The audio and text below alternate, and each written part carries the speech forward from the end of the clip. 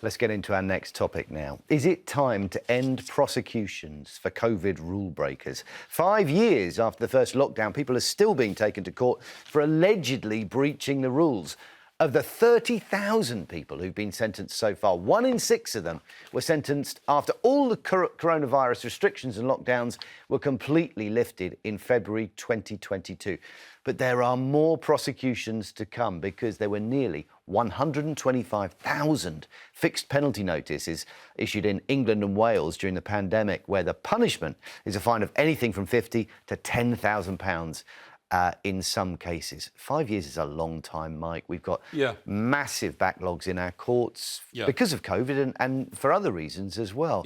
Isn't it time to draw a line? Oh, absolutely. Absolutely draw a line under it. There must be an amnesty now for anybody who was charged with anything to do with COVID, because it was all knee-jerk stuff. We didn't know how to cope with COVID ourselves. Financially, it's ruined the country, brought in all sorts of ridiculous, knee-jerk rules and all that. I mean, for instance, people were fined for not wearing a mask.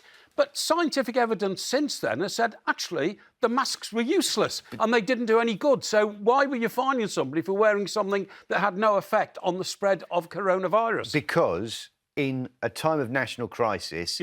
people need to do what they're told. Well, maybe. And we did need to do what we were told. And the next time it comes around, if these people get away with it, what happens then? No. You can have an amnesty now for what happened then. At the time, OK, that was the law. You had to wear a mask and all that. It's since been found, A, it wasn't actually very effective, but B, we know so much now about the origin of the virus and much more information than we had then. You've got to have a total amnesty. Look, the jails are full in this country. We're letting proper criminals out to try and free up space in jails. Are you really telling me people should be going to court to possibly face jail sentences for something that happened in COVID? And there's a backlog of about 18 months in many parts of the country to try people for real crimes, not these non-crimes. They're non-crimes and should be washed away. OK, Yasmin. Wow, what a lecture.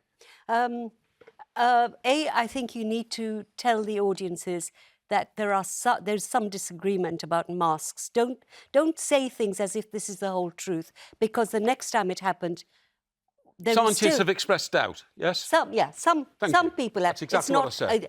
That it's useless. But the other thing is, up to a point, I do agree with what Mike said, that these small, ridiculous things that were done, sitting on a park bench with a friend, and there were fines imposed there, all kinds of things. But I would not say that a total amnesty is required. I want to see the people who profited from the crisis, who are swanning around in their yachts, like Baroness... What's her name? Brown. What's her name?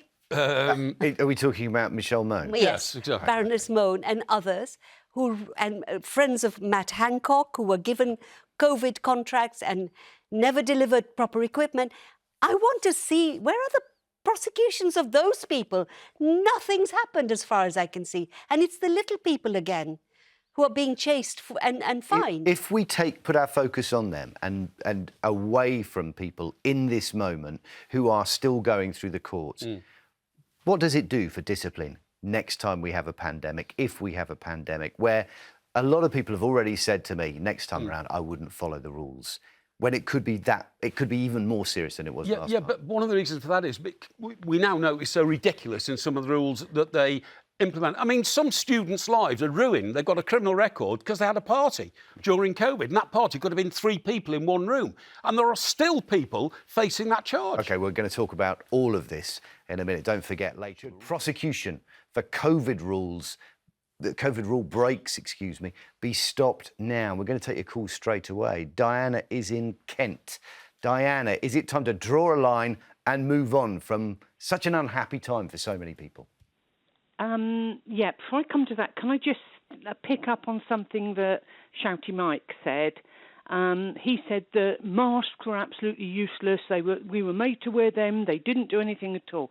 If face masks are so ineffectual, why do theatre staff, surgeons and other medical people wear them? Now, I concede that they may be of a higher grade than the ones that we were buying off the internet, but we weren't breathing at a distance of 6 inches into an open surgery cavity. Yeah, to somebody we were just standing 6 feet apart from people. Yeah, but Diana... So they did work. They do work. No, the person in an operating theatre is already desperately ill and could be killed by germs. That's why they're using them. I don't want to spend too long talking about that, Diana. I do want to focus, Diana. Dear? If we can focus it's the surgeons wearing them. Diana, if we can focus... conveying infection into the open wound of the person being operated on. Diana, can we look at the question that we're talking about, right, which is, should COVID rule breakers, should we draw a line, an amnesty, whatever we need to move on, free up the courts and stop thinking about breaches of those COVID rules? I think there should be a sifting, filtering process, and the cases where people are accused of having organised raves and things deliberately to get large numbers of people together, that's serious and reckless. Those should perhaps be prosecuted. But the people who are basically the victims of overzealous police, who maybe sat on a bench in a park for 10 minutes before they started their return walk home. Honestly, if you want to uphold the pretense of this being a serious law, give them a mild caution. OK, what about those people who've been through the courts, some of them senior members of the Tory party, let's remember, who received fines for them? What do we do with those? Do we say they never happened? No, that's past, isn't it? You don't go back over every old case of every fine. You don't. If you have a parking fine and then it's just say the law changes, and if you were done for speeding, and then the speed limit increase, you don't go back and refund those fines. That was the law that pertained at the time, but now the courts are so clogged up, it's a matter of expediency.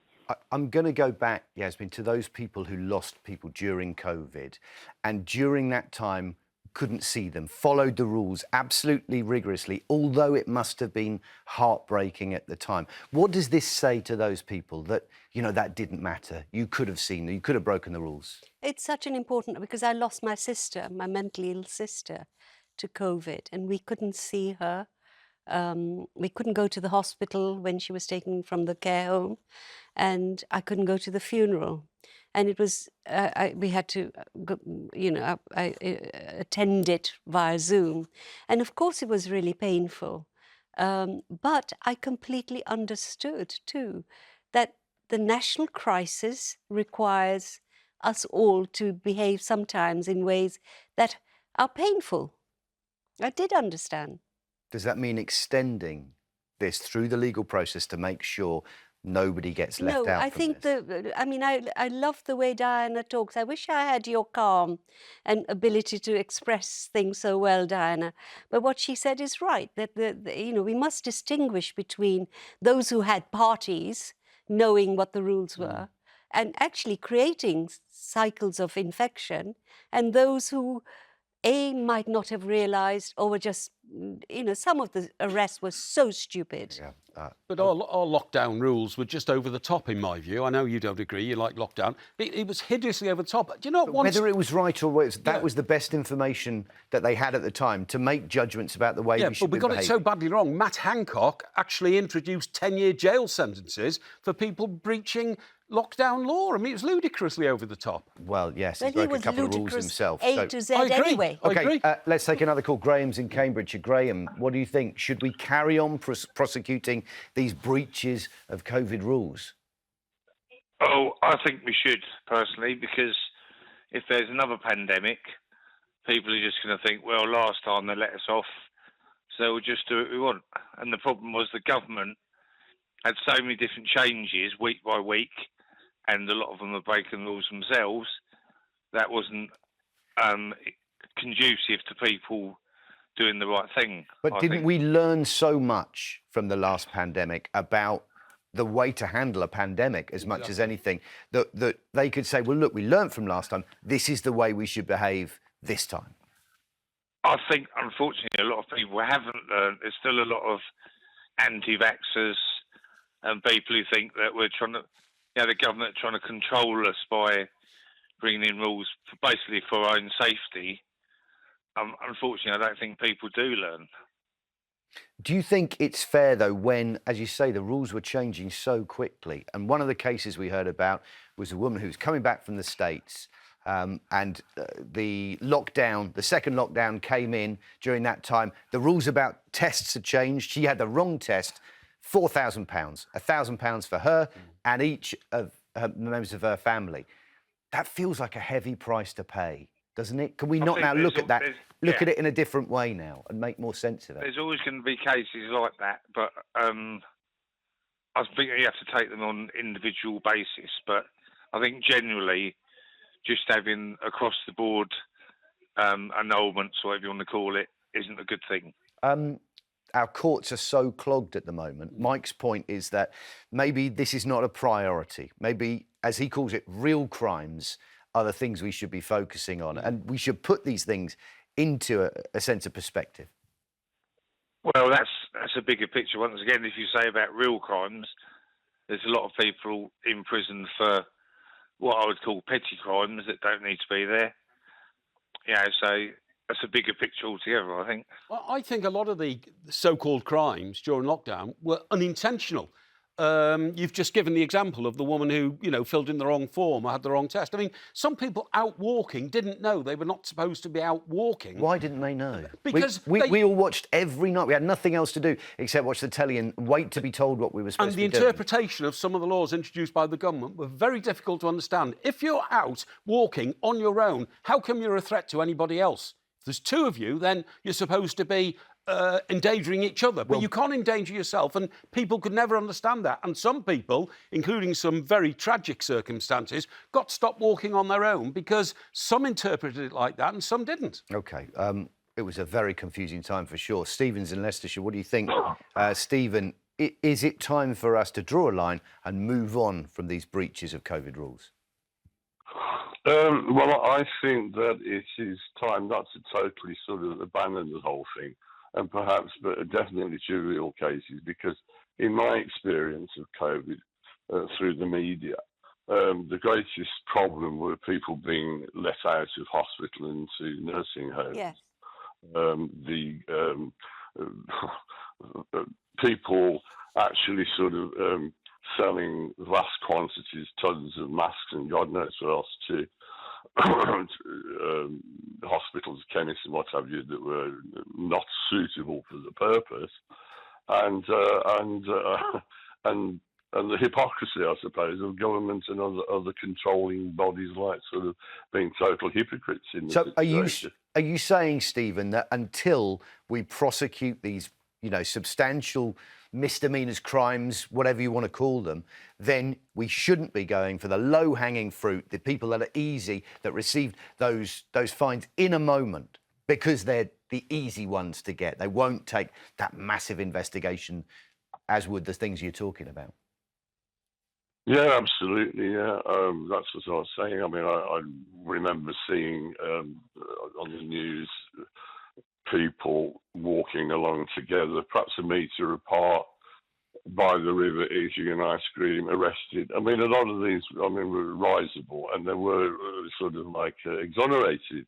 But cases like that, people weren't. They just need to be. I'm not actually ringing up to condemn anybody. I'm just stating the facts here. Yeah, I mean, to be honest, that I say. Yasmin and Mike both touched on this at the beginning of this bit that we're doing. That actually, that's the thing that undermines confidence in the judicial system is seeing people getting away with absolute, huge scale abuse of the system. And that's what we should be focusing on. Well, unless there's been a review of what it was all about and decided that a lot of the legislation introduced was not necessary. So why would you then retrospectively go and keep prosecuting people for something that actually wasn't at fault? OK, one more call. Dawn's in Leeds. What do you reckon? Should we just clear the slate, Dawn, and move on? Hi. Hello, I work at a care home, a multi-site, large site. During the COVID period, there was lots of people that were sent from hospital to our care home, and I just think the crime was that, because we lost 50% of our residents. It's shocking. Well, listen, we're gonna have to draw a line under it right there. I'm so sorry to hear that, Dawn, and I'm sure you worked your best to try and prevent those things happening.